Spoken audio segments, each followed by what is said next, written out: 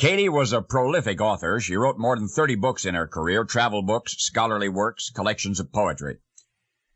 And yet, despite that tremendous literary effort, not one of Katy's ponderous tomes is celebrated today.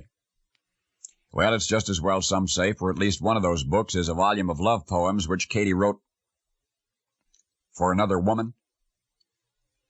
Anyway, Katy was also an educator, 40 years a professor at Wellesley College. She never made it clear how she'd like to be remembered, but why she's remembered is the rest of the story.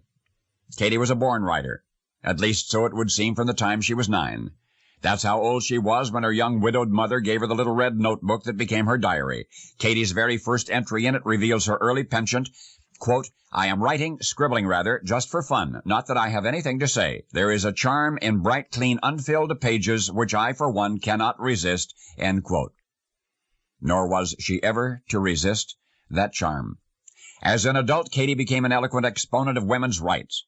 Magazine publishers continually pestered her for articles on literary subjects or on various phases of the education of women. In the midst of her busy business, she once wrote, quote, "7 days shalt thou labor and not do half thy work." Between her professional activities at Wellesley and her writing, hardly any time was left over except occasionally for travel.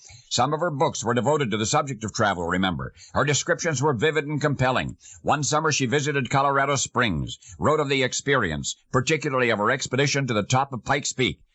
There were several adventurers in the party. The trip was made by prairie wagon.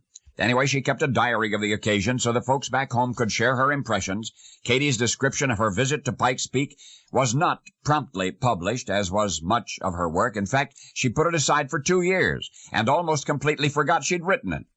In 1895, she did send it to the Congregationalist, wherein her recollection appeared for the first time. Some noticed it, most criticized it. Katy pondered the criticisms and rewrote the piece, and republished it in the Boston Evening Transcript almost a decade later. Still, her readers were not satisfied with Katy's recorded vision from the summit of Pikes Peak. Inaccurate rhyme, a few complained. A letdown, others insisted. Yet the most common objection was to a solitary word considered hackneyed in this context, the word beautiful.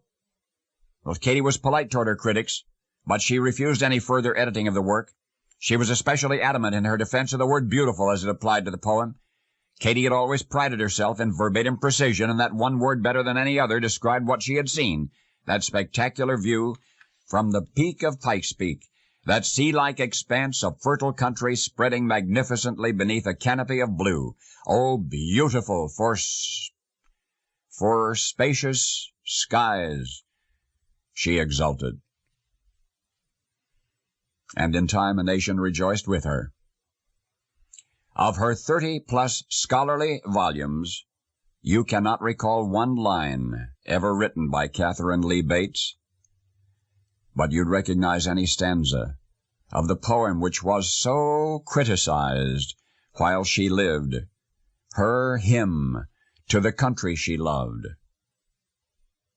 the poem she called America the Beautiful. And now you know the rest of the story.